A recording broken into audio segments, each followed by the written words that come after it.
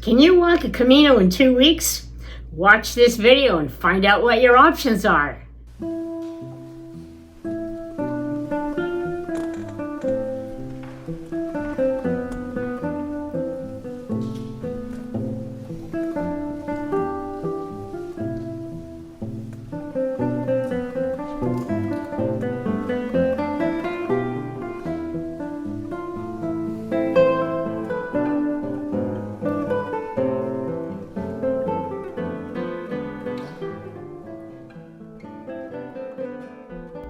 Traditionally, most people only get 2 or 3 weeks of vacation each year.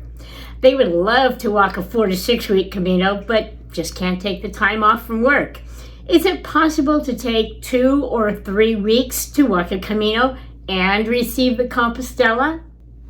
In the previous video, we explained the new rules set forth by the Pilgrim Office in Santiago. If you haven't watched that video, here's a link so you can watch it. In a nutshell, the new rule is that you can walk 100 kilometers anywhere on any official Camino, then jump to the last stage, walk that stage into Santiago, and you qualify for the Compostela. This new ruling gives you the freedom to walk any part of any Camino in your short 2 to 3 week time frame. So, what are the best 100 kilometers to walk? Let's give you some information so you can choose which one works best for you. I'm going to present a few options based upon the location and what outstanding features you will see. Let me give you 4 options which are pretty much going to cover 4 of the areas in the Iberian Peninsula.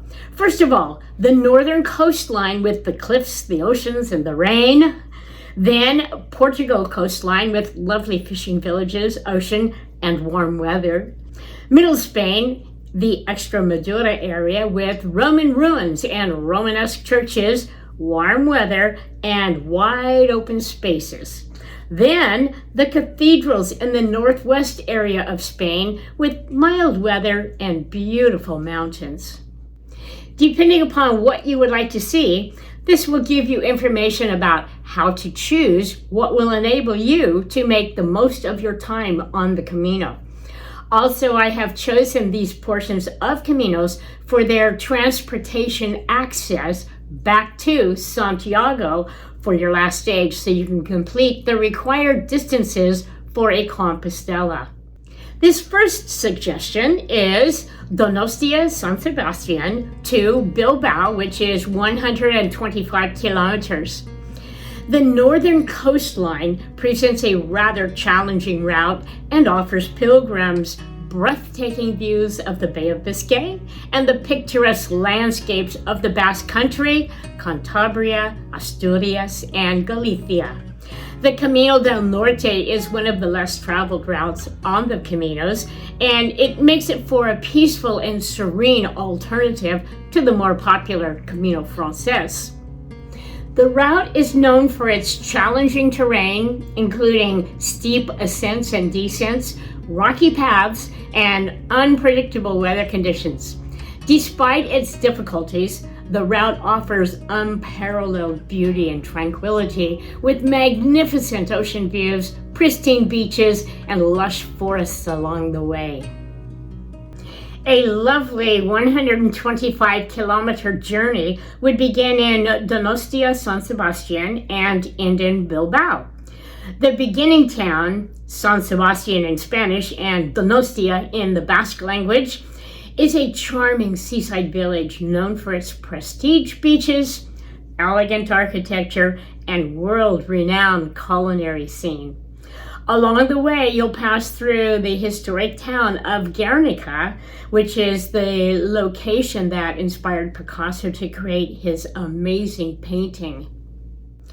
This route would end in Bilbao, home to the iconic Guggenheim Museum, a futuristic architectural masterpiece designed by Frank Gehry.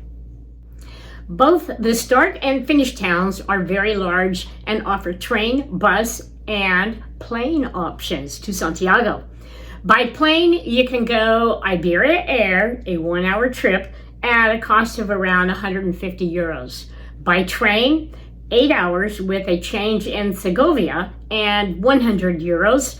By bus, 11 hours at about 70 euros. My next suggestion would be the northern coastline of Portugal. Viana do Castelo to Bayona, which would be 110 kilometers.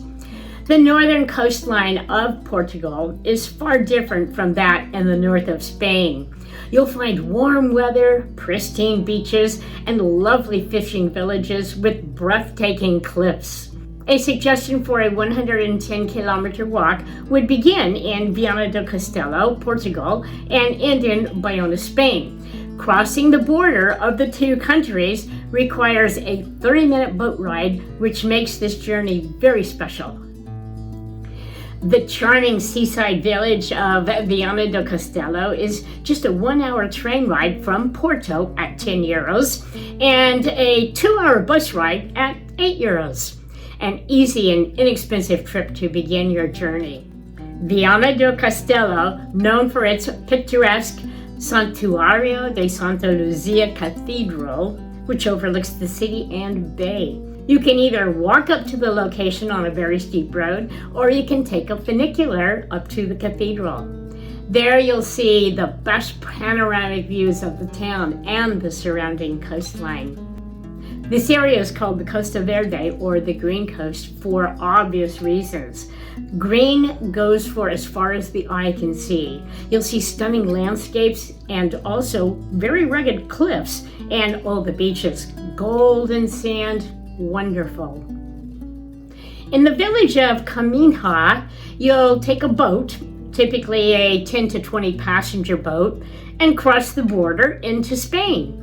There are several companies that offer this service. One time I took a boat that only held 6 passengers, and the captain allowed me to drive the boat. Anyway, you dock in the village of Agarda.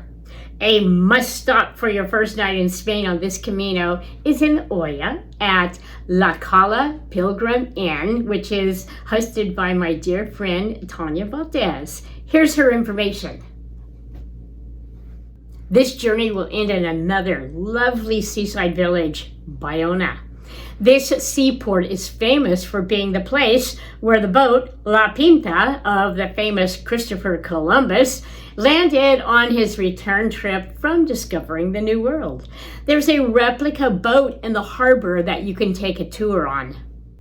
From Bayona, you'll find it very easy to get transportation to Padrón, your last stage. On this route, you don't need to go first into Santiago and then backtrack. You can take a combination of a 1-hour bus to Vigo at 2 euros, then a 1-hour train to Padrón at 8 euros. Stay a day in Padrón and see all the wonderful sights, then walk the next day into Santiago.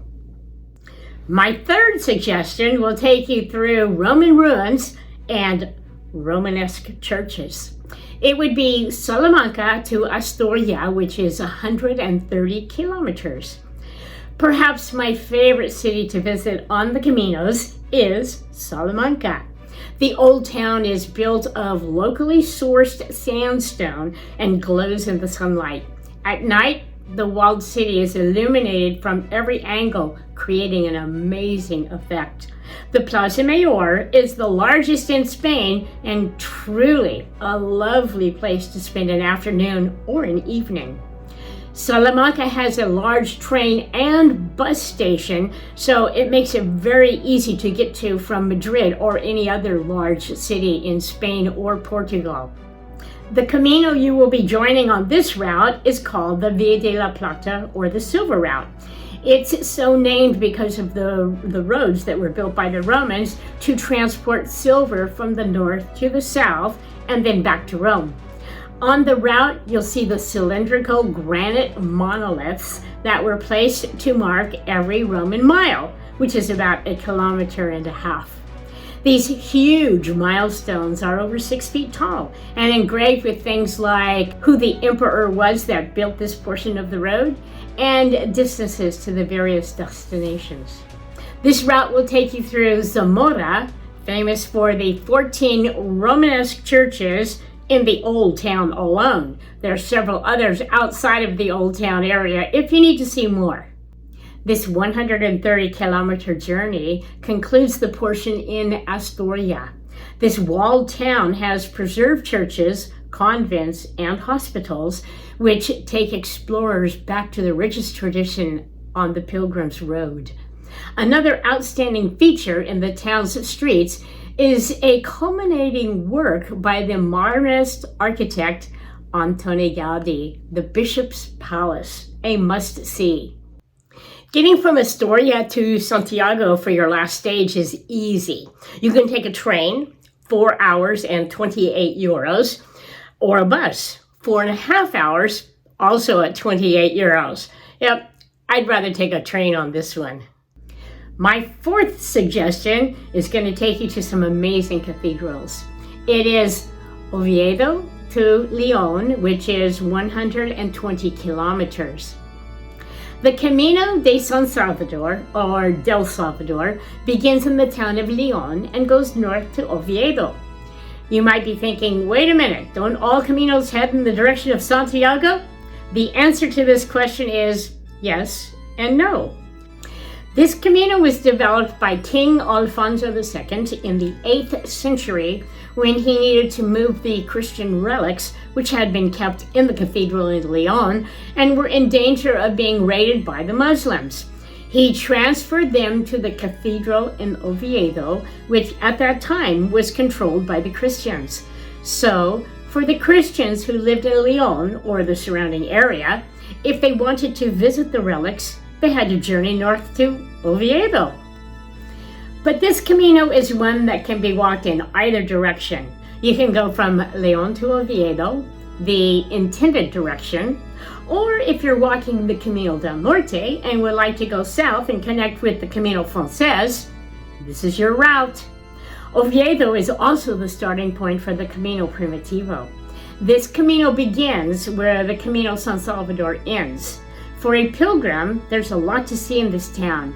The main attraction is the San Salvador Cathedral. The main structure dates from the late 14th century, but the tower was added in the mid-16th century, resulting in a blend of architectural styles.